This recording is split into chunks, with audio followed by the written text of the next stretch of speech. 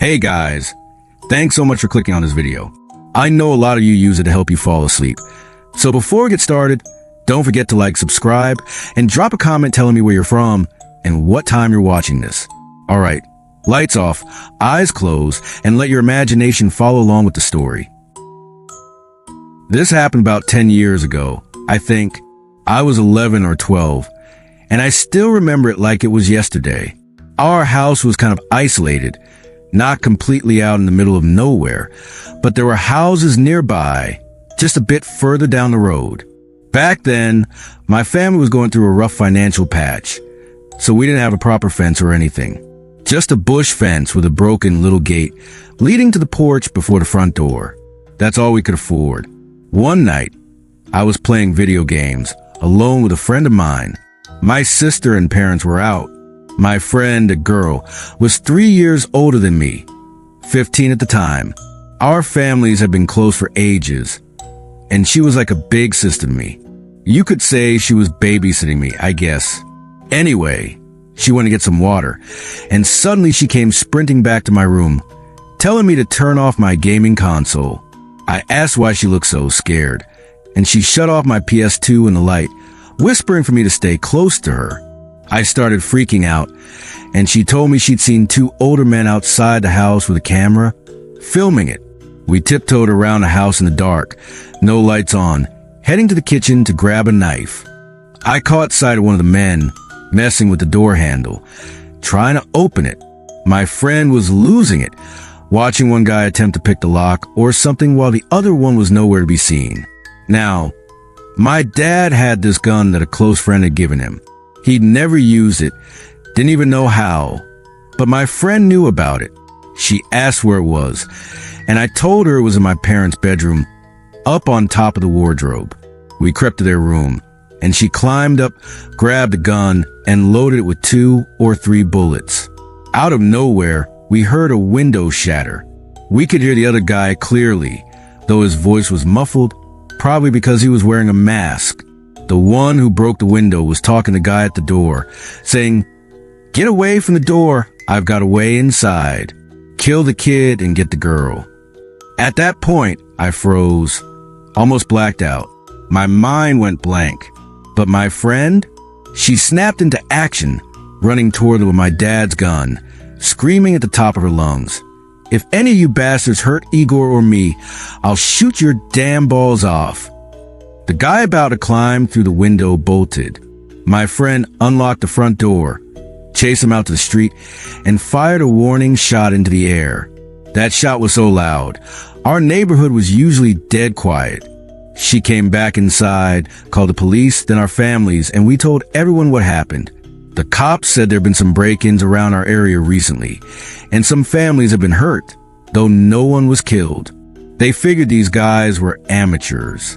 Days passed, and they might have caught one of them, but the other was never found. Thankfully, I've never gone through anything like that again. I'm a college freshman in the South, and I'm a woman. Before I start this story, here's a quick description of myself. I'm a short, chubby black woman, just under average height at 5 feet 4 inches. This happened when I was working at a rundown gas station across the street from my campus. One night, my boss left me alone because he said he hadn't gotten any sleep, or at least that's what he claimed. It was a slow day, no particular reason, just one of those quiet shifts. I was sitting behind the counter, playing Geometry Dash on my phone. The counter wasn't one of those with thick glass and a speaking tube, just a regular one. I heard the door open, the little bells jingling, and looked up to see a man walk in. He was tall, very skinny, and for some reason, a bit intimidating. I'm not usually one to get scared of people, so when I say he gave off a creepy vibe, I mean it. He was balding with a sad comb over, wearing a dingy white t-shirt full of holes and dad jeans caked in what looked like dried blood and mud. It seemed like he'd been hunting, but I wasn't sure. His eyes were hollow, empty, but I still put on my southern hospitality smile and said, "Hello, how are you?" He muttered something I couldn't catch and shuffled to the back of the store. I watched him for a bit, but eventually got bored and went back to my game. After a minute of getting annoyed with it, I closed the app and started scrolling through Instagram. When I glanced up, he was standing behind an aisle, just staring at me. Out of reflex, I looked back down at my phone, but something told me to check again. When I did, he was right at the counter, holding a pack of gummy worms and a beer. "Did you find everything okay, sir?" I asked, a little startled but trying to stay calm. He didn't say a word, just dug through his pockets and pulled out a grimy $10 bill. "The total's $5.68, I said, grabbing the money and forcing a smile as I handed him his change. Out of nowhere, he shouted, "I hate all you damn people, you and the damn wetbacks." I was stunned, completely caught off guard by his racist outburst. He kept going. "Oh, you got nothing to say now, huh? You people always got something to say. Never know when to shut your damn mouth. I swear to God, if I could hang you, I would." I gasped, ready to tell him to take his damn gummy worms and beer and get the hell out. But right then, a few college guys burst through the door, startling both of us. He grabbed his stuff and stormed out. One of the guys was someone I knew. He smiled, bringing over some Doritos and an Arizona iced tea.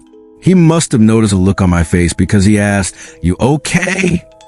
I shook my head and said, "No, that guy who just left said he wished he could hang me. He started with all this racist crap, and I didn't even do anything." I wasn't crying, just furious. My friend asked if he should go after the guy, but I told him no, I'd be fine. He nodded, asked for a pen and paper, and I tore off a piece of receipt paper and handed him the counter pen. "Call me if you need me, though," he said, writing down his number. His friends came up with a bunch of snacks, and then they left. About 2 hours later, my boss and a coworker showed up, meaning my shift was over. I grabbed my stuff, already starting to forget the incident, said goodbye, and began walking across the street. After about a mile, I heard someone yell, "Hey, sir, is there a reason you're here tonight?" I turned to see campus security talking to a lanky man. As my eyes adjusted to the dark, I realized it was the same racist guy from the station. His eyes were locked on me, which made my skin crawl. He didn't respond to the security guard, which only made it creepier. So I picked up my pace and headed to my dorm, trying to put behind me. The next day, I was doing homework at a table in the Union Center, listening to music, when the guy I knew sat down. "Hey, I'm so glad you made it back okay," he said, smiling. I nodded, saying, "Yeah, thanks." He sighed and said, "They found some guy on campus last night with a pistol and a hunting knife." My stomach dropped. He continued. He was this skinny white dude, kept mumbling some pretty racist stuff under his breath, so I thought it might be the guy you told me about. I confirmed it probably was, adding that he'd been following me back to my dorm. My friend was speechless, clearly as shocked as I was. My parent house is modest but nice for the area it's in, located in the north of England. When they chose a place back in the late 80s, they did so because it backs onto a huge field, a rare patch of greenery in a region where open spaces are hard to come by. At the edge of the field, directly opposite their front door and window, stands a dense line of tall trees. During the day, they make for a beautiful view. At night, though, my parents quickly realized the darkness beyond those trees could feel downright eerie. Not long after they moved in, they were burgled. The police told them the burglars had likely watched the house from that tree line for days, learning their routine and waiting for the right moment to strike, given how well the thieves knew the house's layout. After that, my dad installed a house alarm. In the early 2000s, following a string of local robberies and some trouble with a group of neighborhood kids, he added CCTV and a motion-activated floodlight. The front camera captures their small garden, the dozen or so steps leading to the street, and a good chunk of the road beyond. The floodlight typically kicks on if anyone gets past the halfway point on the steps. I went back to stay with my parents in autumn 2015, while waiting for my new apartment to be ready. They hadn't had issues with those kids in ages. and there have been no recent reports of robberies in the area. It's generally the kind of place where I'd walk at night without a second thought. On my first night there, my dad was at work, and I was watching TV in the front room with my mom. Out of nowhere, there was a loud bang on the front window. I got up, went outside to check, and was annoyed to find the floodlight wasn't working. In front of the window was a big pile of dirt and rocks. Someone had clearly thrown it from the street. I scanned the road and the dark tree line across the field, but saw nothing. You ever get that weird feeling, like someone's watching you, but you can't see them? I couldn't shake it. Back inside, I asked my mom if I should check the CCTV footage. She explained that the system had stopped working years ago, but they'd left the obvious camera housing up as a deterrent. Smart, I thought, but not much help in a situation like this. She also said they'd turn off the floodlight because local cats kept setting it off all night, which wasn't a problem in the living room with the lights on, but was annoying upstairs when they were trying to sleep. The next day, my dad decided it was time to replace the camera, just in case something like this happened again. He went for one with infrared to get a clear view of the garden and street at night. He installed it, hooked it up to a DVR, and set it running that evening.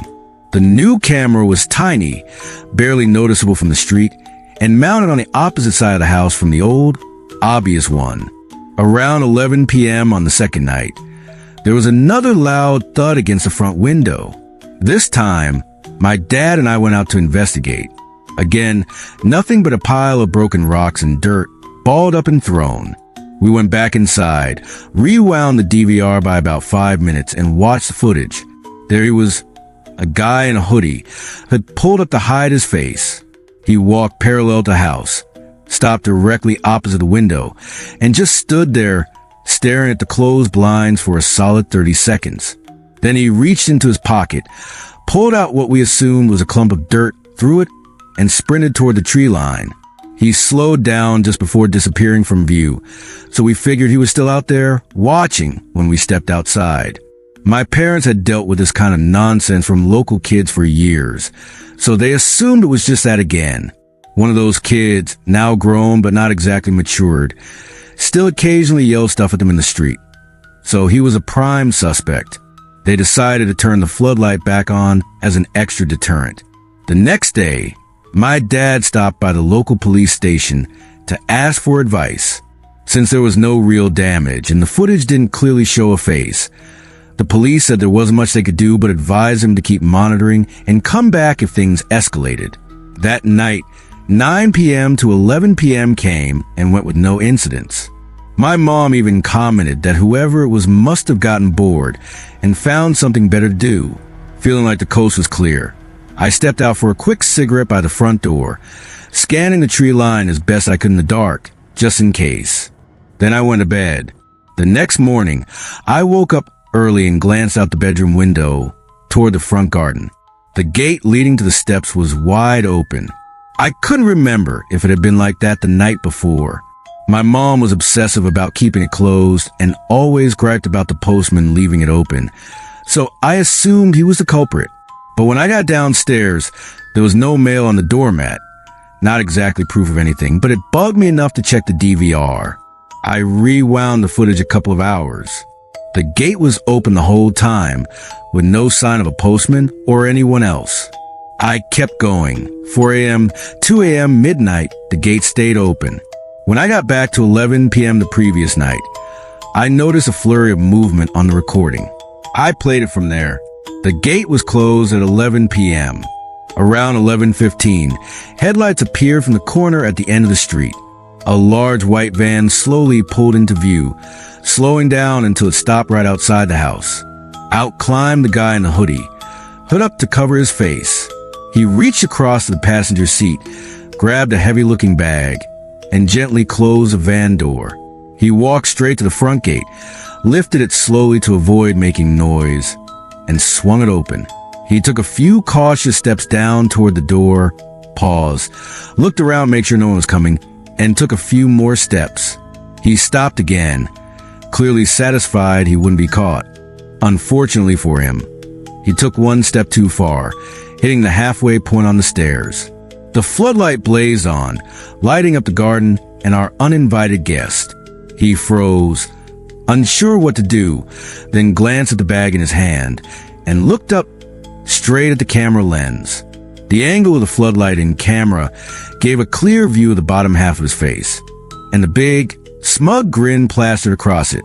Just like that, he turned, strolled back up the steps, and got into his van.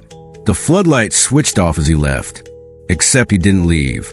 I watched the headlights shrink as he reversed back to the end of the street, just within view, then turned off the engine and waited. At this point, I completely forgotten the sequence of events from the night before. A chill ran down my spine when I realized I'd stepped outside for that cigarette, obliviously scanning the trees, while this guy sat 50 yards to my left, watching me. A few minutes after I went back inside, the headlights flashed on again. The van crept back toward the house, stopped for a second, then pulled away for good. Freaked out, I told my parents and urged my dad to go back to the police, explaining we now had a trespasser. He did, but their response was that the guy was probably just lost and looking for directions. Without a clear ID, they said it was a waste of their time and didn't even want to see the footage. Nice. We kept monitoring the CCTV for the rest of the weeks I was there, but our nighttime visitor never returned. I have no idea what he wanted, why he was watching the house, testing our reactions, or why he targeted us specifically in a row of terrace houses. But after seeing that grin, I'm just glad I didn't step out for that cigarette a few minutes earlier. This happened about 9 years ago when I was 14. My dad's an avid hunter, and while I never really got into it the way he did, I still went with him pretty often. Just getting out into the wilderness was awesome for me. It was the middle of squirrel season, and one afternoon, we headed to our campsite to set up and get ready for the next morning. That night, my dad told me he thought I was old enough to hunt on my own. Down here in the South, that's kind of a big deal, like a rite of passage. He said he knew a good spot for me. So the next morning, we took his boat down the bayou from our camp to drop me off. He pulled up to the shore and told me he'd be back in about 2 hours to pick me up. It was still early, the sun barely up, so I stepped off the boat and found a comfortable tree to sit under until it got lighter. I didn't want to risk getting lost in the dark. Once the sun was high enough to see by, I started walking through the woods. Since I wasn't all that into hunting, I wasn't really focused on bagging game. I was just soaking in the experience. I headed north, keeping an eye out for signs of squirrels, shaking branches, broken nuts on the ground, that sort of thing. After a while, I stumbled across a small trail heading east and decided to follow it. When I say trail, I mean a deer path, worn down by animals moving through the woods. I walked maybe a mile, picking off a few squirrels along the way. Realizing I'd been out for about 45 minutes, I figured it was time to turn back to where my dad had dropped me off. As I turned around, I noticed another trail branching off into a thicker part of the woods. I hadn't seen it before and normally wouldn't have paid it any mind, except the trees along it had weird symbols carved into them. They reminded me of Nordic runes, but they were way more intricate. My curiosity got the better of me, and I decided to check it out. A dumb move, and to this day, I still don't know why I did it. I'd been in the woods my whole life and never felt scared, but being alone out there felt different, and I guess I was a little on edge. The deeper I went down the trail, the more uneasy I got. More trees had those strange symbols, and there was this eerie silence. Normally, you'd hear squirrels or birds, but this part of the woods felt dead. I'd walked about half a mile, by my best guess, when I noticed the trees ahead starting to thin out, the light breaking through. I knew that meant a clearing was coming up. I wish I'd never stepped into that clearing. What I found still haunts me. It was obviously man-made. The ground was disturbed, trees had been cut down, and the stumps cleared away. The trees surrounding the clearing were covered in those same symbols. In the center was a massive stump, maybe 5 feet across. On it was a dog, or maybe a coyote, its skin stripped off, stomach sliced open, intestines spilling out onto the stump and some trailing onto the ground. I wasn't immediately grossed out. I'd cleaned game before, so I was used to that kind of sight, but I'd never seen a dog like that. I got close to take a better look, and what really got to me was how fresh it was. There were no flies around the carcass, and I know from experience what a freshly gutted animal smells like. This was it. It was a cold October morning, and I could still feel heat rising from its body. I started looking around the stump, not sure what I was searching for. That's when I saw the footprints, tons of them, circling the stump. Nearby was a knife with a fancy decorative handle. Then I felt it. Someone or something was watching me. I didn't know what it was, but I knew I didn't want to give whatever did this a reason to come after me. So, trying to act as casual as possible, I turned around and headed out of the clearing, glancing at the trees like I didn't care, pretending I was just going back to hunting. It must have worked, because I made it back to the main trail without incident. As soon as I did, I booked it back to the spot where my dad was picking me up, facing the woods with my shotgun ready, just in case. I never told my dad about it. He'd probably think I was making it up to mess with him. But I did tell my grandfather, who spent decades in those woods. After hearing my story, he said something in French I didn't understand, then warned me never go back to that part of the woods. He also said that if I hadn't been carrying a gun, I might not be here to tell the story. He refused to say anything more, and I've never gone back to that spot since. A couple of years ago, I was living with my partner at the time, who's now my ex. We'd been watching TV and I started feeling sleepy, so I decided to head to the bedroom for a nap. As I began to drift off, I became aware of a pair of eyes watching me through a crack in the bedroom door. I couldn't make out anything else, just those eyes. The hallway beyond was pretty dark, so half asleep, I assumed it was my partner standing in the shadows, messing with me. I chuckled and mumbled a lazy piss off before turning over to sleep, but I could still feel those eyes on me, and now I was getting annoyed. Without turning back, I said loudly that I wasn't in the mood for jokes and just wanted to be left alone. After a few seconds, I heard the door creak open a bit more. Still groggy, I rolled over and let loose a string of curses at the door. It was halfway open now, filled with the blackness of the hallway. There at normal head height were those eyes again, and below them a wide, toothy grin. Not a friendly one, either. It was fixed like a skull's, and the eyes were unblinking, creepy. Thinking my partner was just being a jerk, I drifted back to sleep. When I woke up not long after, the door was still half open, and the eyes and grin were still there. I was about to launch into an epic rant when I heard my partner sneeze from the living room through the wall connecting it to the bedroom. It wasn't him standing in the doorway. I freaked out, rolling off the bed and onto the floor in panic. By the time I pulled myself up to peek over the edge of the bed, the door was still half open, but no one was there. My partner wandered in, looking confused, and asked what the hell I was doing making so much noise. I explained everything at 100 miles an hour, eventually calming down. We searched the entire apartment top to bottom, but found nothing. I barely slept that night, mostly sitting in the dark, watching the door to make sure it wouldn't open again. A friend later told me it was probably just a hallucination, something that can happen when your body's transitioning between sleep states, like with sleep paralysis. Some people get vivid hallucinations or sensory illusions. After that, I laughed it off and even gave the imaginary figure a nickname, Smiler. But a week or so ago, I was chatting with a neighbor in the apartment building's lobby. He mentioned he'd recently caught our mutual landlady letting herself into his place one afternoon, claiming it was a random spot check, which is totally illegal. Another neighbor said they'd seen her letting herself into my apartment while I was out, taking her time in there. Now, I'm not so sure it was all in my head. I've tried complaining to the property management agency, but without hard evidence, it's tough to prove anything. These days, I keep my keys turned in the door lock whenever I'm home, and I've got a camera watching the place when I'm out. So far, nothing's happened. My first babysitting gig almost got me and the kids killed, all because of one stupid mistake. I was 14, and this happened during the summer of 2014.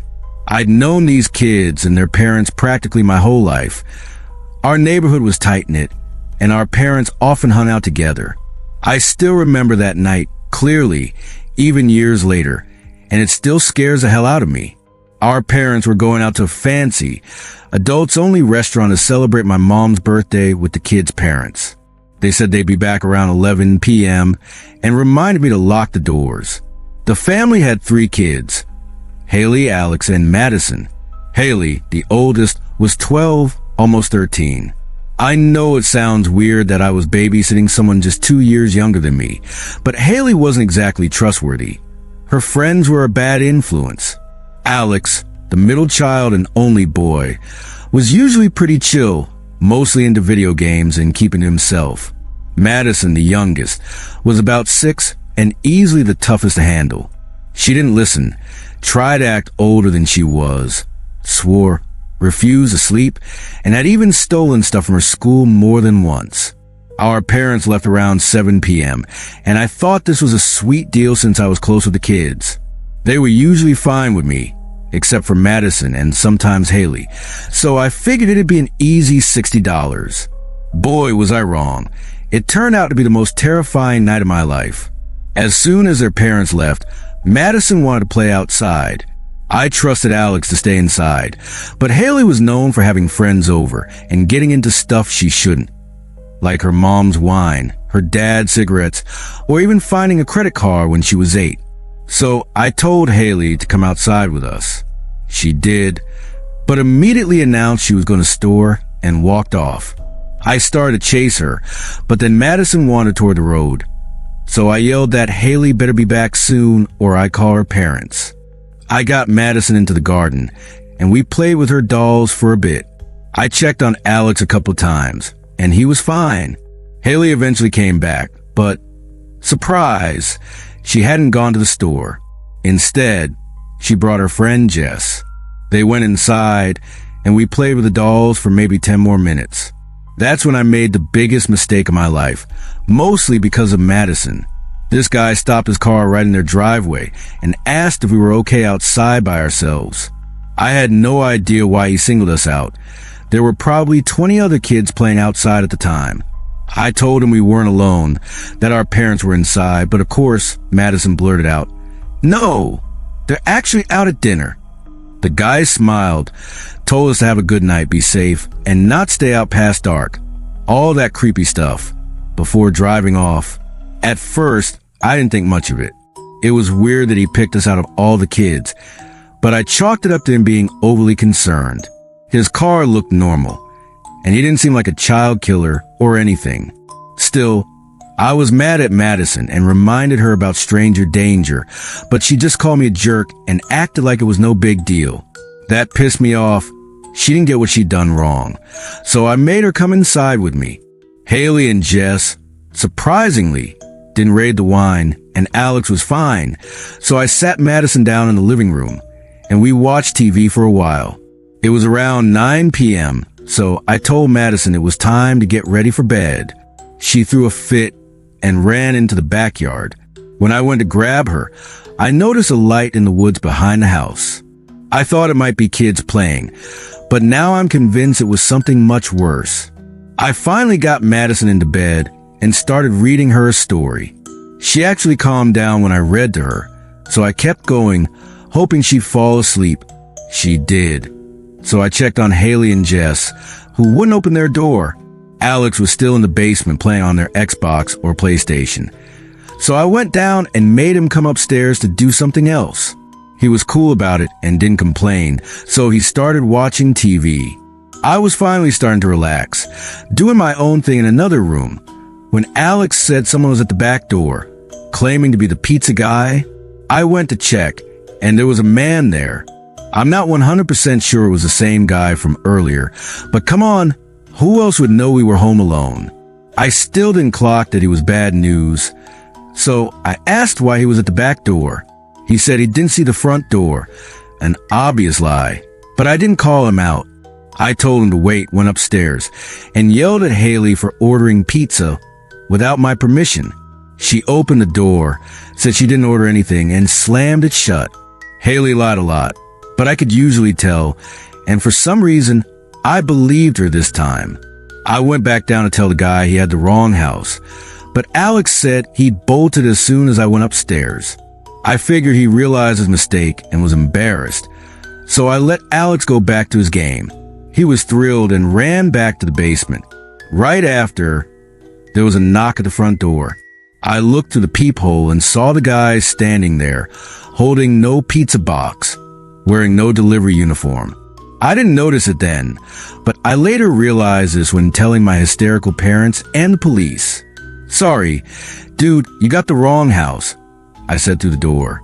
I started walking back to the living room when he said, "No, this is the right house." The little redhead ordered it. Looking back, I should have known something was off right then. How would he know Madison had red hair from a phone call? She was a weird kid, but I don't think she'd randomly tell someone that. I still didn't connect him to the guy from earlier, maybe because he'd changed his look or I just wasn't thinking straight. But all I could focus on was Madison. I ran upstairs to yell at her for ordering pizza, staying up, and somehow getting a phone. But when I got to her room, she was still asleep. I thought she was faking it. So I woke her up. She called me a jerk again and swore she hadn't ordered anything. I couldn't find a phone in her room, so I dropped it. She wouldn't go back to bed, so I said she could watch TV with me. I know. I'm a terrible babysitter. We went downstairs, and I wouldn't tell the pizza guy it was still the wrong house, but he was gone again. I didn't think much of it, and we got Alex up from the basement to watch TV with us. Thank God we did. It might have saved his life. We were watching TV when Alex said he heard something in the basement. I paused the show, and he was right. There was something down there. I told the kids to stay put in case it was a wild animal and went to open the basement door. What I saw still haunts me. At the bottom of the stairs was a man holding a knife, slowly creeping up toward the door, toward me and the kids. He froze when he saw me, then started running. I screamed, slammed the door, and locked it just before he reached the top. He started pounding on it, yelling something I couldn't make out. I was screaming now, and Alex came running in with Madison behind him, asking what was happening. I grabbed them both without explaining and ran upstairs to Haley's room. She must have heard the commotion and my crying because she didn't hesitate to open the door this time. She slammed it shut and locked it as I blurted out what was happening between sobs. Haley, Jess, Alex, and Madison were all crying and panicking now. We ran into a closet and locked it, hoping it'd buy us time, but it was damn terrifying. Being stuck in a small, dark space, knowing you could die any minute. No one should have to go through that. It was the scariest half hour of my life. We were all quietly sobbing, hearing pounding downstairs. Then it suddenly stopped. That made us even more scared, thinking he'd broken in and was coming for us. But it was actually the kids' parents coming home. The guy must have heard them and realized he couldn't take them all on, so he ran off into the night. They didn't see him or even know about him until we told them what happened. They were screaming our names when they saw the busted down basement door and the trashed living room and kitchen. He'd torn the place apart looking for us. If they'd come home any later, I might not be here to tell this story. They never caught the guy. That sick bastard got away. I only babysat a couple more times after that. I had severe paranoia that he'd come back for me, had nervous breakdowns more than once, and had to leave mid-gig. He never came back, but for a long time, I was convinced surviving that night was a fluke, and he'd come to finish the job. Please, anyone reading this, drill stranger danger into your kids' heads. Lock your doors and windows, because you never know what could happen. I'm a 29-year-old guy from England. Near the end of August 2014, I was out with some friends at a bar to celebrate my birthday. It was late in the night, and we decided it was time to head home after nearly 8 hours of drinking. We were on the first floor of the bar, and my friends went down the staircase to the main doors ahead of me.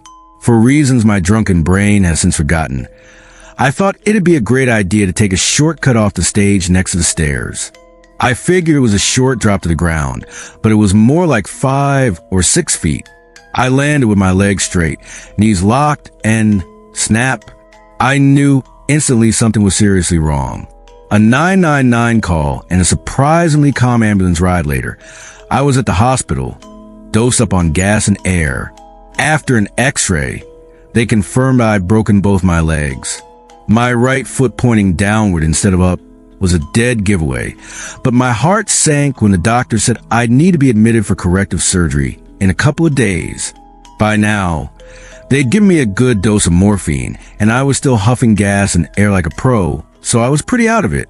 A porter wheeled me up to the ward, where a nurse explained I'd be in a men's ward because they'd separated genders the previous day. I thought it was odd she mentioned that. Shouldn't that be standard? But even high on pain meds, I didn't dwell on it. She set me up in a room right by the ward entrance, my bed 105, next to the shared toilet and shower room. It was around 5 a.m., and the place was dark and quiet.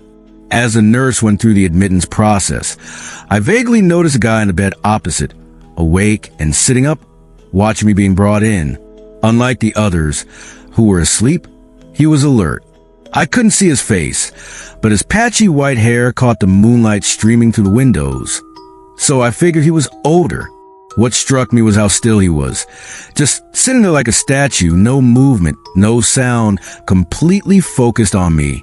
Before the nurse left, I asked her to draw the curtain around my bed to block his view, and eventually I drifted off.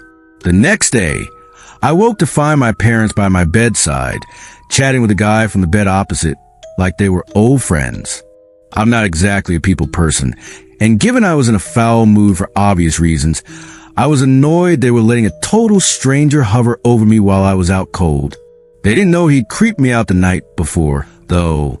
He introduced himself. Let's call him Mick. He seemed friendly enough, one of those harmless old guys who comes off as lonely and eager to talk to anyone. He was in his early 70s, short, round, and in the ward for a fractured collarbone from a fall. When he finally wandered off, my parents said he seemed nice, just happy to have new people to chat with. That day, my parents left, and the doctors came by to fit me with splints before my surgery, scheduled for day 3. They made it clear I'd be in the hospital for at least a week and wouldn't walk for months. Not what I wanted to hear. During these talks, Mick lingered nearby, eavesdropping. When the doctors left, he came to my bedside, sat in the chair next to me, and asked me to repeat what they'd said. I was in the mood to talk, but since I pegged him as harmless, I asked why he needed to know when he'd been standing just a few feet away and must have heard it all. The second I said that, his whole vibe changed. The sweet old man was gone. His face went blank, like it had flattened out, and he fixed me with a weird stare, one corner of his mouth curling into a lopsided grin. My wife just died, he said. I'm terrible with emotional conversations, especially about death. So I stammered out something like, I'm so sorry, and asked how long it had been, assuming from the odd grin it was a while. About 3 weeks. Just like that, gone.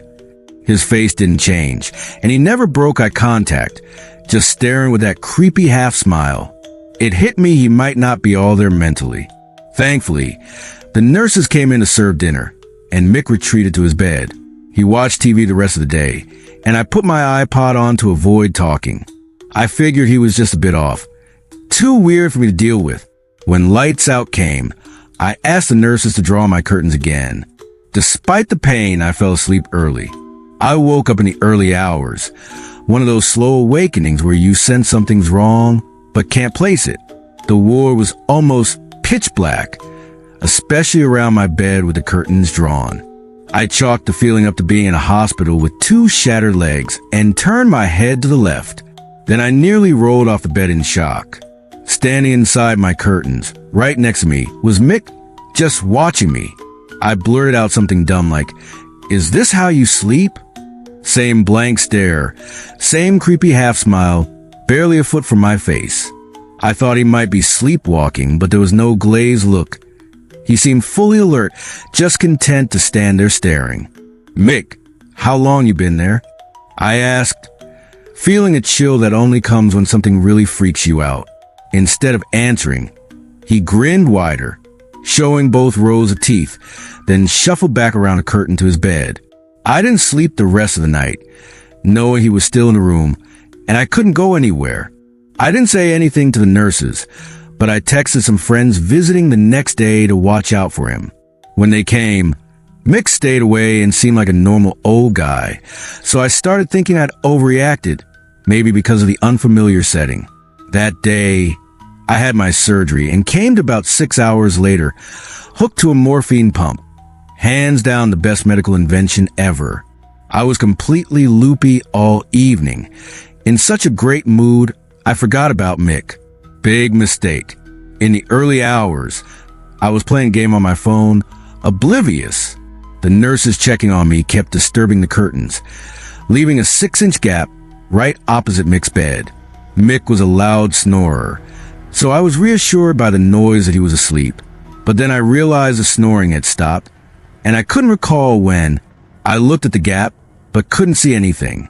Just as I was about to go back to my game, I heard my name, not said normally, but groaned low, gravelly, and menacing from just left of the gap. I froze.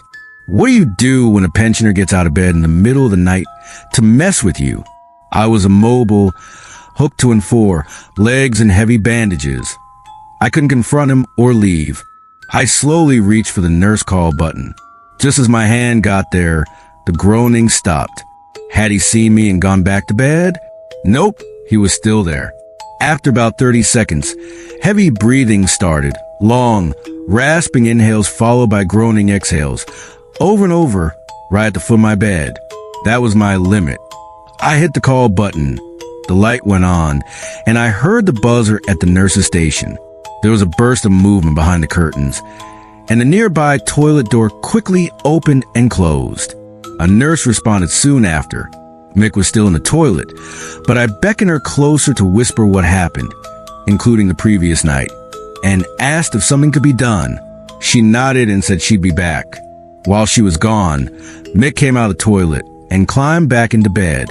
The nurse had closed my curtains fully, so he couldn't see me. When she returned, I expected to be moved, but instead, she said I couldn't have a sleeping pill because of the morphine.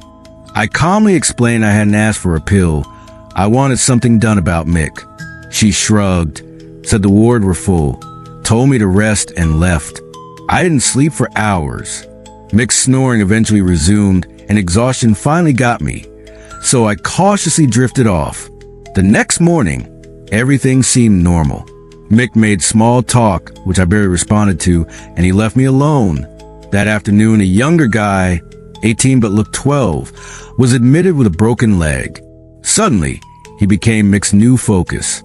I felt bad for the kid, but relieved I might finally get a break. That night, I slept okay until 3 a.m. when I woke to a weird sensation on my left foot, where the toes poked out of bandages. My eyes adjusted, and there was Mick inside my curtains again, playing with my toes, running his fingers along them, pinching, moving them around, like he wanted me to wake up and see. But he wasn't looking at my feet. He was staring me dead in the eyes, unblinking, grinning. I'd love to say I lost it, called the nurses, and got him moved, but my brain froze. I just sat there, mouth open, watching as he kept messing with my toes. I think it was disbelief mixed with fear. He was 40 years older, but I was trapped in that bed, at his mercy, and didn't want to piss him off. Eventually, he got bored, disappeared behind the curtains, and went back to his bed. I stayed awake the rest of the night, waiting for him to come back. He didn't, but every so often, I heard my name groan low and long. By morning, I was furious and terrified Ascot. I was a mix of terrified and angry. I'm not someone who plays the victim easily, so I hated how this old man had turned me into a paranoid wreck. Every time he got up to stretch or get water, my body tensed, expecting him to come back to my bed. He didn't though, focusing his creepy attention on the new guy instead. That afternoon, Mick was called for a scan. While he was gone, I talked to the other 3 guys in the ward about him. None had noticed his nightly visits. They were doped up on pain meds too. One guy, who'd been there longer, said he wasn't sure why the wards were split by gender, just that something happened one night, and the next morning, men and women were separated. I had a pretty good guess what that something was. When Mick returned, he glumly announced he'd been cleared to go home, with an ambulance booked to take him in a couple of hours. He said goodbye to everyone, leaving me for last. Look after those legs in the future. They're fragile things, he said. I gave a half smile and cursed with English politeness. Wish him well. Thinking that was the end of it, I picked up a magazine to read. But then I felt pressure on my left foot. I looked up, ready to yell, and saw Mick's hand clamped around it, squeezing so hard his knuckles were white. The break on that leg was higher up, so it didn't hurt the fracture, but the grip was intense. With that creepy half smile, before I could react, he leaned in and said in that same raspy voice, "Very, very fragile." He let go, turned, and shuffled back to his bed to pack. A couple of hours later, he was gone. Before I was discharged, I told the nurses everything, but they didn't seem to care much, dismissing it as partly drug-induced or just a misunderstanding. I don't think about Mick too often now that I'm back on my feet and life's mostly normal. But every so often, when a twinge in my legs wakes me at night, I remember those weeks in the hospital and make a quiet promise to myself to never end up back there again. My name's John, and I was 16 when this happened, right in the thick of my junior year. I'm of Asian descent and nearsighted, so anything more than a few inches from my face is a blur. This all kicked off in my homeroom with Mrs. H, my history teacher. She was in her 30s, but looked way older, like life had worn her down. I had her class every second period. First period had just ended, and I was strolling into homeroom. As I headed to my seat, I spotted this skinny kid with black hair sitting there. "You the new kid?" I asked. "Yeah, name's Kyle," he said. "Cool, I'm John. No offense, but you're in my seat. Could you move?" He gave me this pouty look, like a kid who can get his way, but he got up and plopped into the seat behind me. Guy smelled like he hadn't showered in days. I sat down and class started. Mrs. H announced we had a project on famous landmarks and their purposes. It was a partner deal, and guess who I got stuck with? Kyle. Great. Not only was I sure this was going to tank my grade, but it meant one of us had to go to the other's house. I wasn't thrilled about some random dude coming over, and I sure as hell didn't want to go to his place either. So, like an idiot, I gave him my number. Things were fine for a couple of days. Nothing weird. Except that creepy look he gave me when I asked him to move. But then, this one afternoon, shit hit the fan. We just finished some writing for the project. 2 pages each, planning to cherry-pick the best bits and mash them together. This was a few hours ago. My parents were out at dinner, and I was home alone, messing around on my computer. Suddenly, I heard glass shattering from the basement. Weird, since I was on the 2nd floor. Being the coward I am, I paused my game and listened, not sure what I was waiting for. 5 minutes of silence later, I started playing again. Then, a minute later, I heard the basement door creak open. I've got a cat, but she was curled up on my bed, so it wasn't her. I muted my computer, turned off the monitor, and grabbed the landline in my room, my dad's old office phone. I dialed 911, my hand shaking, and told the operator what was going on. She said she'd send an officer. Then I heard it. Soft footsteps creeping up the stairs. It felt like an eternity, but it was probably 3 minutes before I heard sirens. I was so relieved I could have cried. That is, until my bedroom door slammed open. I could barely see without my glasses, just a shadowy figure in the doorway. The sirens got closer, and the streetlights flashed in my window, giving me just enough light to see Kyle's face. Same damn pouty expression from that first day. He didn't spot me, just bolted to the closet across from me and hid inside. I was scared shitless, frozen in place. It was maybe 30 seconds of pitch black silence, except for the faint glow of streetlights. Then the door burst open again and a cop rushed in, flipping on the light. "You okay?" he asked. I screamed my lungs out, sobbing and pointing at the closet. "He's in there. He's in there." The cop yanked the closet door open, and Kyle lunged at him. Lucky for the cop, he was quick with a taser, and Kyle hit the floor. I was a mess, barely able to explain what happened. Later, I asked the cop why they got there so fast, just on suspicion. He said the operator heard another phone click after I hung up, like someone else was listening in. I turned in the project a week later, took some time off school, and stayed at my grandparents' place to calm down. Got an A though. Small win, I guess. This happened last year when I was 17, so let me set the scene. I went to a well-known private school in Australia, was pretty popular, and played sports at a high level. One of my best mates was Sam, who was basically a legend in our city among kids our age. Tall, good-looking, killer at sports. Guy could have had any girl he wanted. Most dudes like him too. He was just a solid, genuine guy.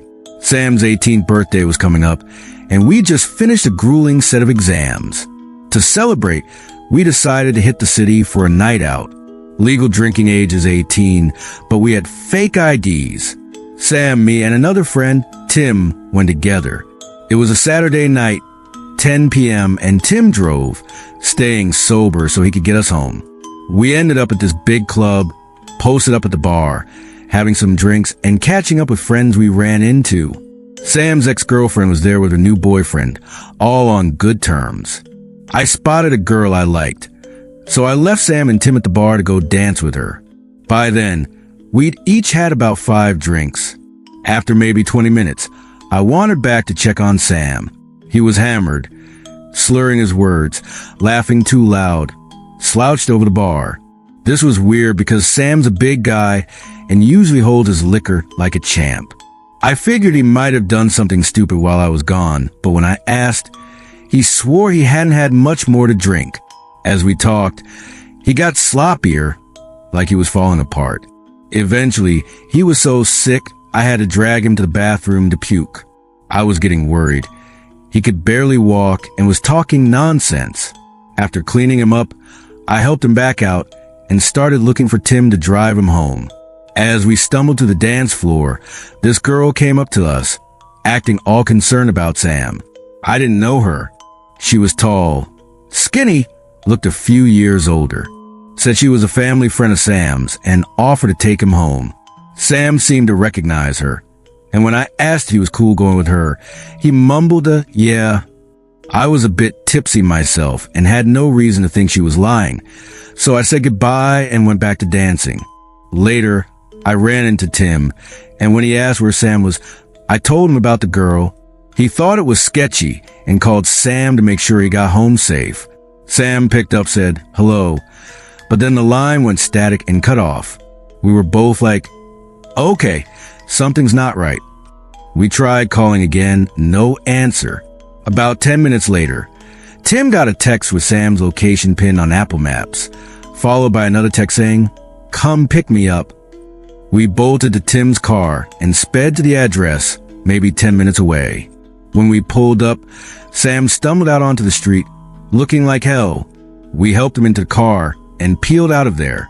Once he sobered up a bit, Sam pieced together what happened. He said he suddenly felt out of it at the club, sick and disoriented, even though he hadn't drunk much more. His memory was spotty after that. When the girl approached us, he was so out of it he thought she was my friend.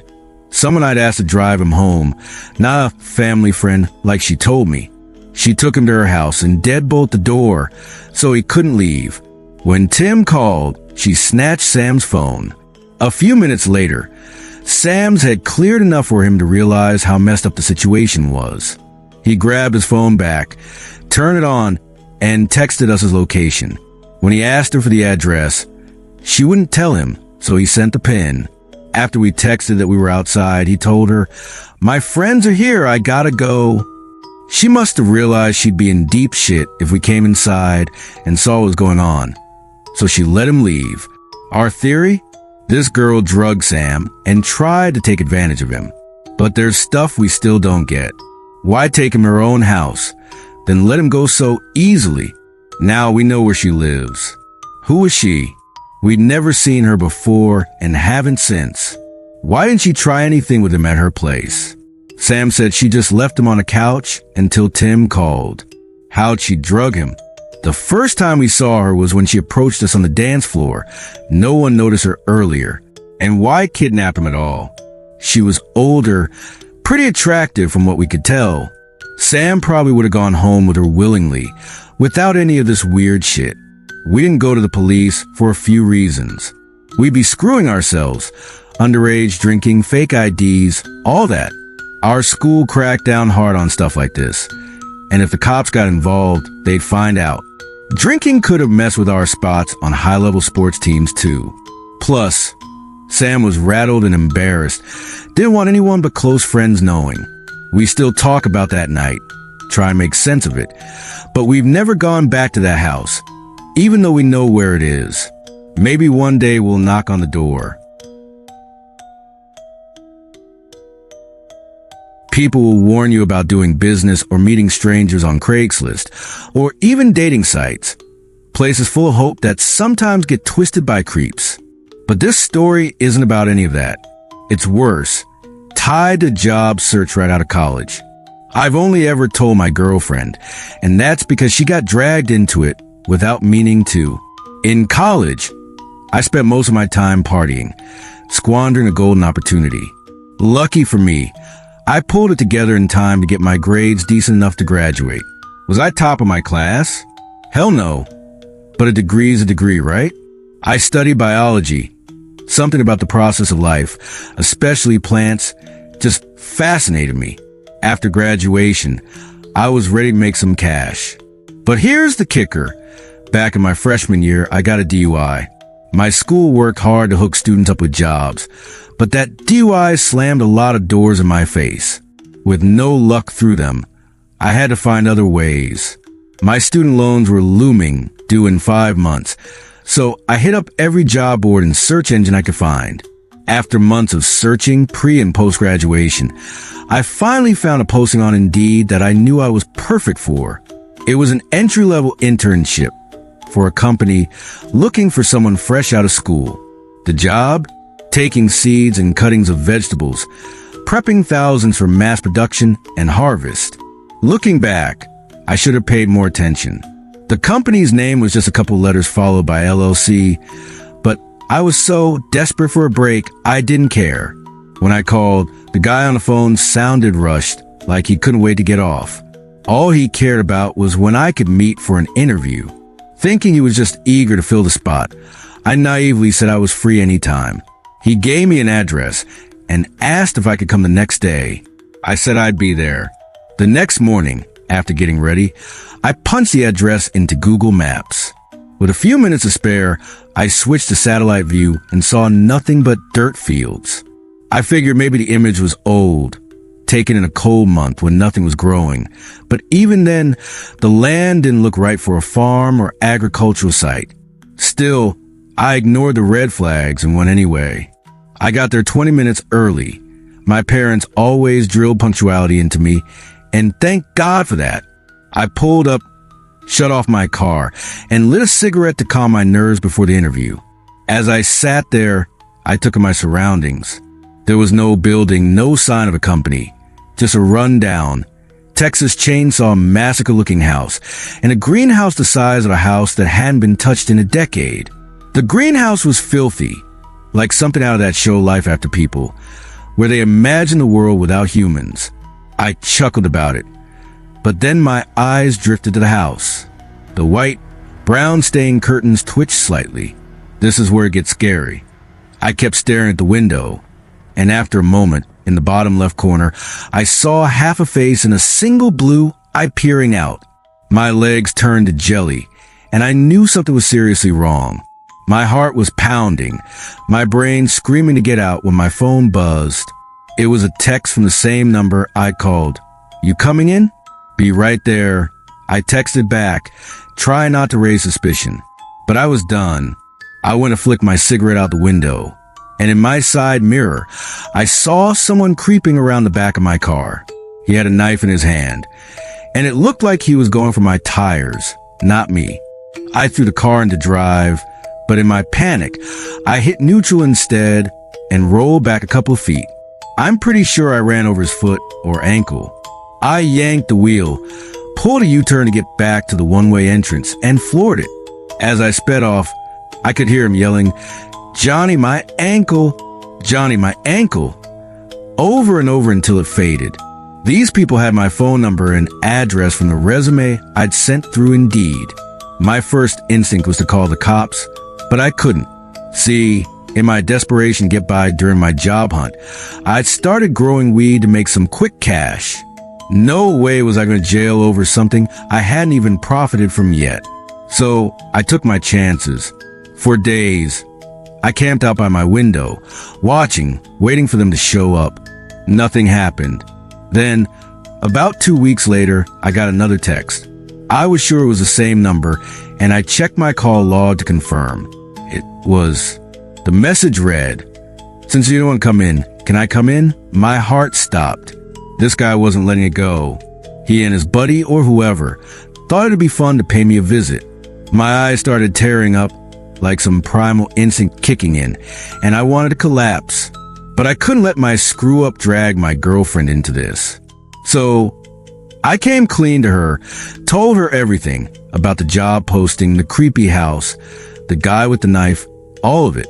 That night, I noticed an old maroon car parked in the alley behind my place, near the back fence.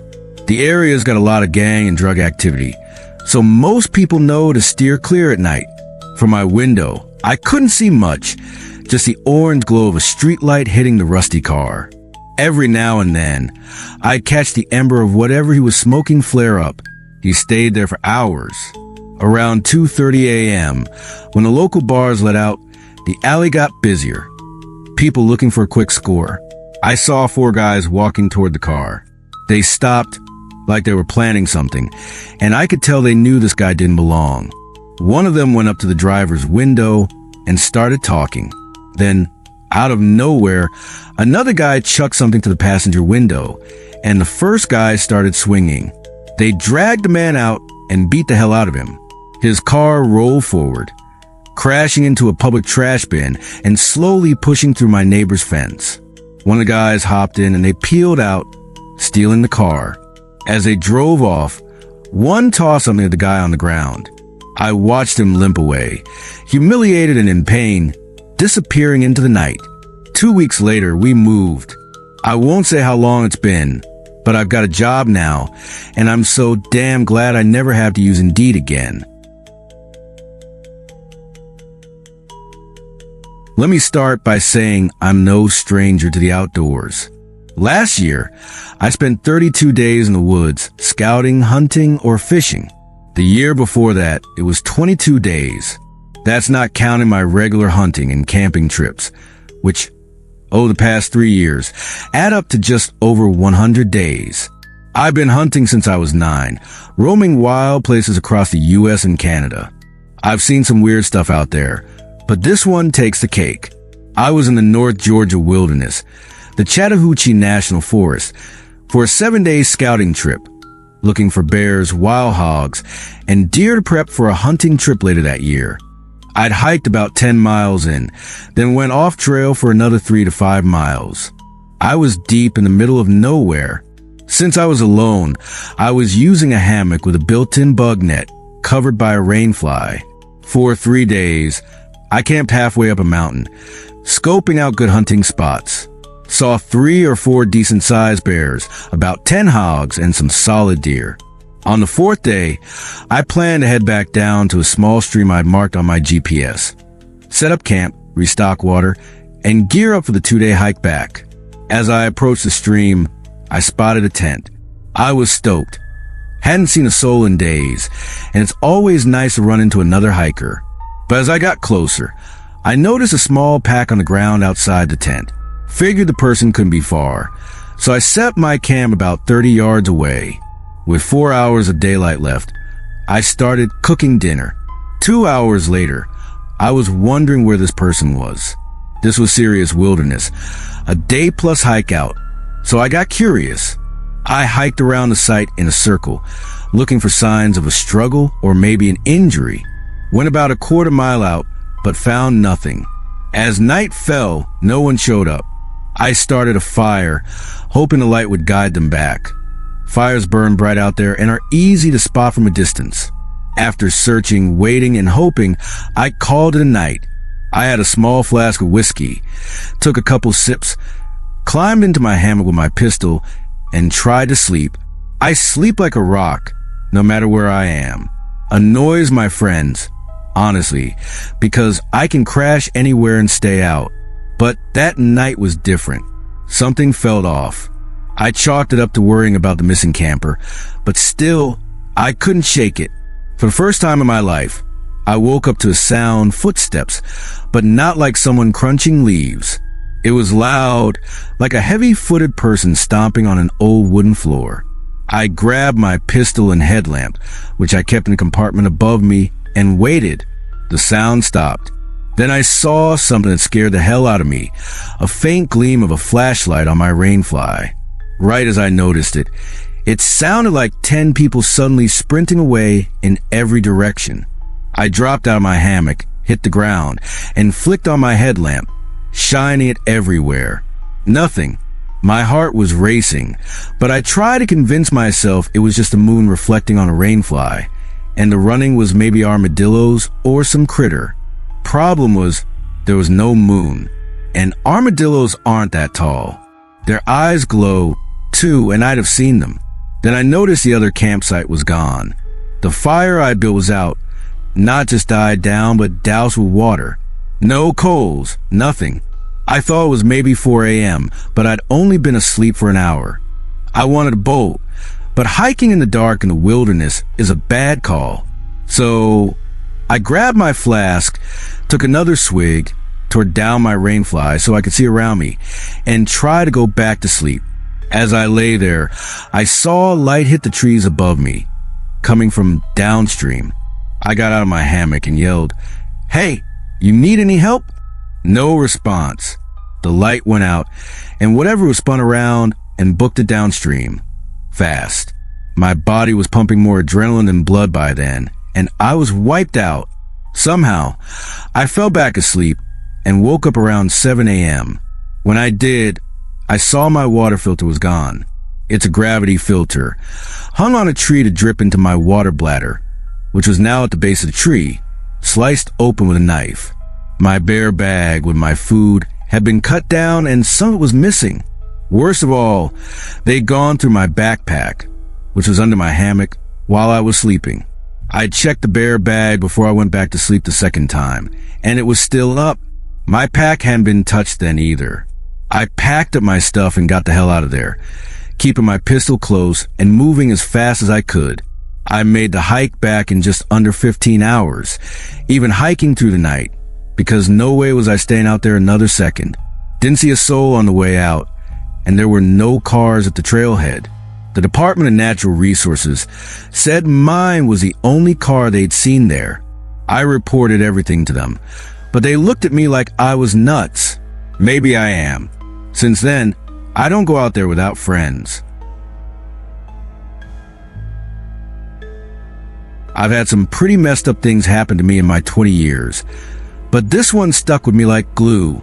I was about 8 years old, living with my mom, stepdad, and baby brother. One of my oldest brothers was in town for the summer, like he always was, and he brought his new PlayStation for us to mess around with. We were big into gaming, so we turned the guest bedroom into our gaming den for the summer. My brother usually spent a few nights at our cousin's place during his visits, and that's what he'd done the night before this happened. He left the PlayStation behind for me to play. The night prior, I'd fallen asleep in the guest room while gaming. When I woke up the second my eyes opened, I heard my mom yell, "Nikki, come here." I was groggy, just coming out of sleep, and stretched, glancing at the clock. It was about 2 p.m. Mom and I were supposed to head a few hours away to shop and grab dinner, so I figured she was calling me to get ready. As my feet hit the floor, she called again and I shouted, "Hang on!" Our dogs were going nuts outside, barking like crazy, and I wanted to make sure everything was okay. Before I go on, you need to know something. My stepdad and little brother had left early that morning to go fishing. The only people in the house were me and my mom. I stepped outside to check on the dogs, but didn't see anything unusual. As soon as I shut the door behind me, I heard her again, a bit sharper this time. I started hurrying toward her room, but froze after a few steps. The hallway was dark, and there were no lights on in her room. That seemed off. It must have ticked her off, because she yelled again, "Nikki, come here!" I started feeling uneasy, but took a few cautious steps forward. My eyes locked on the pitch-black hallway in her room. "Mom, are you okay? Is the light out?" I called right before I reached the hall. Now, we're from the South, with that sweet Southern drawl, but any trace of sweetness was gone from her voice. "Nikki, come here now. I want to show you something." I was getting scared. Something felt wrong, but I needed to make sure she was okay. She kept repeating herself, each time angrier, her voice dripping with malice. I was about to step into the darkness of her bedroom when I felt something grab my shoulder from behind. A calm, unfamiliar voice whispered in my ear, "Stop. Don't turn around. Go quickly and run." I didn't think twice. I backed up as fast as I could, heart pounding, while whatever was in her room screamed my name in a demonic tone, demanding I come back. The screaming followed me, ringing in my ears, all the way to the front of the house. I clutched my head, terrified I'd go deaf from the noise. When I reached the front door, I turned, slammed it shut, and the screaming stopped. I took a shaky breath, bolted off the porch, and ran sobbing down the road to my grandparents' house. When I got there, I found out my mom had been called into work and wouldn't be home until after 7 p.m. I stayed at my grandparents' until she got back, watching for her car. When I told her what happened, she just hugged me tight. She said she'd had weird experiences in the house too, like we all had, but nothing this intense. My stepdad still lives there, and I'm always nervous when I visit, especially going near that part of the house. Thankfully, nothing's ever bothered him. I hope it stays that way. My closest friend convinced me to share this as a cautionary tale and to help me process what happened. I'm a 25-year-old woman now, but this took place last year. I just moved into a new neighborhood, about an hour from my old place, renting a house with my boyfriend, Andre. It was a beautiful, quiet area, a single-story home facing the road with gorgeous mountains and trails just blocks away. I loved it. Before that, I lived alone in a loft downtown, in a bustling urban area. It was great. Everything was walkable. I could take the train to work, hit up local coffee shops or restaurants. But the space was tiny for price, and I craved the calm of a more suburban setting. Plus, I had other reasons for wanting out, reasons that went beyond just wanting peace and quiet. I'd never been paranoid, maybe even a bit naive, never thinking I had reason to worry. My old neighborhood was well lit, with cops around often enough. But then things started happening. One night, I was walking my dog, something I did regularly, when this sudden wave of fear hit me, like when you're alone in a dark house and sprint to your room for no reason. I decided to take a shortcut through an alley between some buildings. Stupid move. It was short but dark, littered with trash bins and back doors, but it'd get me home 5 minutes faster. I have a Labrador Retriever, and dogs are sharp, picking up on everything. Halfway through the alley, she kept slowing down, looking back. I got scared, yanking her harness and whispering, "Let's go."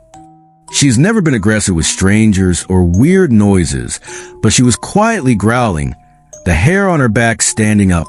As we neared the end of the alley, I glanced back and saw a man in the shadows, holding what looked like a rope wrapped around his hand. I turned the corner and ran. When I got to my apartment, I turned off all the lights and peeked out the window. I was on the top floor of a 12-story building. The man walked up to the entrance, but I lost sight of him once he reached the steps. Then my buzzer went off. I froze, figuring it was best not to answer. He shouted, "I found your wallet. You dropped it.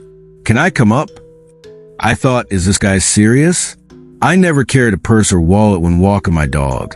Just my ID and a card in the zipper pocket of my jacket, since I jogged during our walks. This creep was probably trying to rob me. I saw him leave, but couldn't get a good look at his face. A few days later, I was on the train, coming home from a late shift. It was 11 p.m., and 2 stops before mine. A man got on and sat right behind me, even though there were at least 24 empty seats. He seemed distracted by his phone, so I didn't think much of it. But when I got home, I freaked out. While putting my hair back to wash my face, I noticed a huge chunk of my long hair was gone, cut bluntly about 5 inches up. That morning, I just brushed it and left it down, so I hadn't noticed. I called Andre, asking if he'd done it as a prank. Even though I knew it was a long shot, it had to be the guy on the train, but I hadn't gotten a good look at him either. The feeling of being watched didn't stop. I'd hear footsteps behind me. My buzzer would go off in the middle of the night. I stopped walking at night, then stopped walking altogether, driving to a park a few miles away instead. But things got worse. One night, I found a package outside my door with a note labeled, "All for you." Thinking it was from Andre, I opened it. Inside was a used condom. I called the police, but they said it was probably a prank and there was nothing they could do. I felt helpless, my nerves shot.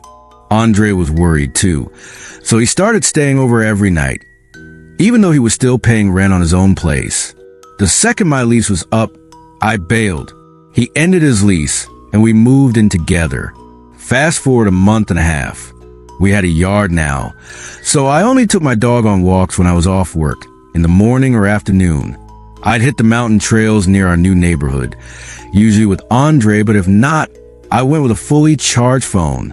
The trails were close enough to get a signal, though it was sometimes weak.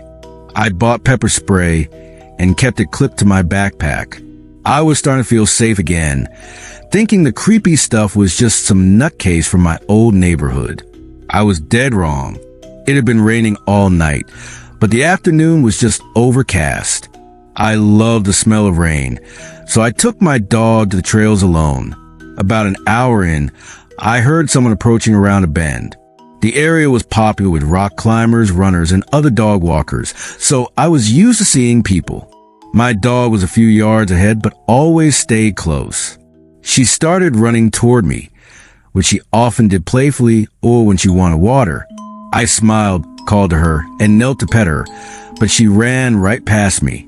I turned to make sure she wasn't bothering anyone. She's young and has a bad habit of jumping on strangers and licking them like crazy. She was standing in front of a tall man, just staring up at him. He was white, about 6 feet 6 inches, average looking except for his height, wearing jeans and a dark long sleeve shirt. Not exactly hiking gear. I felt uneasy. "Sorry," I said for no reason, pulling her toward me. I smiled at him and turned to walk away. "Have a good one," I added, but my dog wouldn't budge, and then I heard him say, "Didn't you like my gift, you little bitch?" I froze, terror crawling up my spine. I thought I could run deeper into the mountains, that's miles of nowhere, or try to get past him and run home. Also a bad idea. I'm 5 feet 7 inches, 125 pounds, and I've never fought anyone in my life. Before I could decide, he started walking toward me. I let go of my dog, who was growling now, and reached for my pepper spray. As I unclipped it, he lunged. I hit the ground hard, my arm twisted behind me. I felt my shoulder pop in a way it shouldn't. He pinned me with his forearm across my chest, his other hand clamping my mouth shut, thumb digging into my chin. I squirmed, but he was too heavy. My dog was circling, barking and whining in a high-pitched tone I'd never heard. I prayed someone would hear us. She bit at his back, nipped at his head, but he didn't flinch. She ran up and down the trail, barking louder, confused. Fear kicked my body into survival mode. I thought his weight would crush my ribs. I could barely breathe. My right shoulder was screaming, broken. I kept thinking. He was kissing my face, smelling my hair, muttering things I couldn't make out. I felt his groin pressing against my leg. "Be a good girl for me." "Okay, baby," he said. I told myself to calm down, to think. My left arm was free. I stopped fighting and felt around for a rock. He loosened his grip on my chest and moved his hand from my mouth. I kept my arm still, hoping he wouldn't notice it was free. "You want it so bad, don't you, baby?" he said, sliding his hand up my shorts, grabbing my hip, burying his face in my neck, licking and groaning. This was my chance. I found a palm-sized rock, sharp enough, and smashed it against the back of his head, rolling as he slid off me.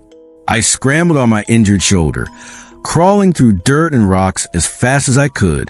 He screamed, clutching his head. I ran faster than I thought possible, not looking back. My dog's barking followed me, and I heard another scream from him. I didn't stop, didn't slow to grab my phone from my backpack. It felt like forever, but I made it to the trailhead. My dog was with me, blood on her nose, mouth, and neck. I thought she was hurt. A man was getting out of his car. As I reached mine, "Please call the police." I screamed. He looked terrified, pulling out his phone. When he saw my dog, he froze, then looked at me. I checked her for wounds. She was fine. The police found the guy about 2 miles in, sitting in a pool of blood. My dog had torn into his calf, likely stopping him from chasing me. He was arrested and charged, serving 16 months now. They found his car near my home. He'd been stalking me the whole time. The condom gift couldn't be used as evidence, so they couldn't prove the stalking. I'm thankful for my dog and pure luck that I fought back. No one should go through this. We know sick people exist, but we never think we'll cross paths with one. For months, I couldn't sleep. My shoulder had torn tissue, making work tough. I hated being alone, but didn't know how to act around people. I was only calm cuddling my dog, watching old shows or movies. Slowly, things got better. I stopped blaming myself for what I could have done differently or thinking I deserved it. I focused on being proud of fighting back and grateful I wasn't raped. I sleep better now, and I've started running again after surgery and rehab. My shoulder's improving. Fear creeps in when I think about his release, but I hope he'll move on. Part of me knows better. I'm moving from the home I loved. I'm getting my master's in English, something I never planned after my bachelor's. So I'm heading to a new state for school. Andre got a job there and is coming with me. He supported me through everything, always understanding. I'm moving forward, not running away. When someone takes something from you, your security, your happiness, any piece of you, the best thing you can do is fight. Never let them break your spirit or soul. Never let anyone define you. Fight with everything you've got. Thanks for listening. I'm a petite 24-year-old woman from the mainland U.S., but this story happened when I was 19, living in Oahu, Hawaii. The area I lived in was straight up rough. Ghetto doesn't even cover it. Being half white, half Hawaiian but light-skinned, I was the closest thing to a white person in the whole city. Whenever I told locals where I lived, they'd give me this look, like I was either crazy or lying. That's relevant, I promise. I would stay with my cousins, all locals, and there were no jobs where we lived.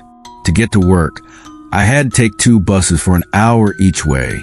This particular day, I was covering a shift for a co-worker who had a family emergency. It was a Sunday, my first time working one, from 2 p.m. to 10:30 p.m. No big deal, right? The bus stop was right by my workplace, and buses ran until midnight. Except I was wrong. Buses stopped at 10 p.m. on Sundays. So there I was, standing alone at the stop for 40 minutes as businesses around me closed and it got darker. I started to panic. The streets were empty except for the occasional hooker or junkie wandering around, looking for dark alleys or their next hit of crystal meth. Hawaii at night, outside of Waikiki or the North Shore, is no paradise. It's scary as hell. Out of nowhere, this toothless, homeless meth head pops up and says, "Hey, Haole, buses don't run this late. You better start walking your skinny ass home." I realized how screwed I was. My neighborhood was dangerous. No way I was walking through Kamuki Park alone at night. I checked my wallet and found one of my cousins had borrowed my last $50, leaving me just enough for the bus that wasn't coming. No cash for a cab. To top it off, my phone was dead because some big shot GM was at work that day, so I couldn't charge it at my cashier station and didn't trust leaving in the break room. I was having a full-on internal meltdown when a taxi pulled up, windows down. "Sorry, man, I'd love a ride, but I got no cash," I told the driver. He looked at me, glanced around, and said, "Well, where you need to go. I can't leave you here knowing I'll see you on the 5 o'clock news or something." I told him my neighborhood, and he did a double take, but shrugged and motioned for me to get in the back. I was so relieved I ignored the bad feeling in my gut. I'd only been in Hawaii for 2 months, and my luck had been awful, so I thought, finally, things are turning around. Nope, I was wrong. I hopped in, gave him cross streets near my house. Thank God I couldn't remember my exact address, and said I'd get his number to pay him later. The first 20 minutes of the ride were normal. Then he started asking weird questions. "How old are you? You a virgin? You married? Got a gun in that big purse?" I lied. Said I had a gun. Started to feel creeped out. He went quiet for a bit until he noticed he was almost out of gas. I looked at the gauge. He wasn't lying. We pulled into a gas station, but instead of parking by a pump, he parked behind a building near a dumpster. "I'm going to pay for gas and grab a snack, then I'll take you back," he said. I started to say I needed to get home, but he cut me off. "You're riding for free. Let me eat my damn snack." I thought, whoa, okay, and considered bolting when he left, but I had no clue where I was or how to get home. Instead, I reached into front and unlocked all the doors while he was gone. It was an older car, so I knew they'd stay unlocked unless he manually locked them again. He came back empty-handed, no snack. I thought, am I the damn snack? He got in, opened the center console, and pulled out a meth pipe, a baggie of meth, a weed pipe, some weed, and a lighter. "Let me have my snack, then we can go," he said. He packed the meth pipe, took a few hits, and blew the smoke at me, then offered it. "I'm good for now, thanks," I said. He looked pissed but put it down, grabbed the weed pipe, and went through the same routine. I was seconds from running when he threw the car in reverse and peeled out without pumping any gas. Now he's driving 70 miles per hour in a 30 miles per hour zone, high as a kite, taking hits off the meth pipe. I was freaking out, but the scenery started looking familiar. We were about 5 minutes from my house. I checked the doors, still unlocked. His hand was creeping toward my knee, his eyes on me, not the road, moaning like touching my thigh was the best thing ever. "We're gonna have fun tonight, baby. I'll teach you how to party." I said I wasn't interested, and he just laughed. "Your phone's dead. Who are you gonna call? Ghostbusters? We're in Kalihi, girl." His hand was on my leg, and he took a left away from my street. I knew I was in deep shit, but I stayed oddly calm and switched tactics. "Look, if I don't check in, they'll come looking for me. I'm down to party, but I gotta check in first. I'm a little white girl. If I don't get home, they'll check my work, and my coworkers saw me leave with you. I don't want you getting in trouble. You know how white people are." I was banking on him not knowing my family wasn't white, hoping he was high enough to buy my bluff, and that he hadn't noticed all my coworkers were gone when we left. He gave me a weird look, then handed me the meth pipe. "Okay, girl, let's party." I held it to my lips, waiting for him to look at the road, and mimicked what he did, turning it side to side while lighting it. I made a tiny bit of smoke, didn't inhale, and blew it out fast, praying I wouldn't get high or ever have to explain meth in my system. "You're burning it," he snapped, grabbing the pipe. "Wasting my damn dinner. I'll show you how it's done." He took a hard right, heading toward the cross streets I'd given him. My vision was a little off, everything too bright, my adrenaline feeling almost euphoric. Was I high? Shit. My street wraps around a hill about a mile wide, and the cross streets were a quarter mile from my house. As we got close, he slowed, asking which house was mine. I lied, saying, I can't tell, it's so dark. I just moved here, and the houses all look the same. Plus, I'm high. Can you slow down? He dropped about 5 miles per hour, and I made my move. I swung the door open and jumped out of the moving car, hitting the dirt sidewalk like I was flying. I got up and ran, arms flailing, looking like a lunatic, but not caring. I didn't look back. My oldest cousin, 39 and built like a Samoan tank, was at home. If I could just get there, I'd be safe.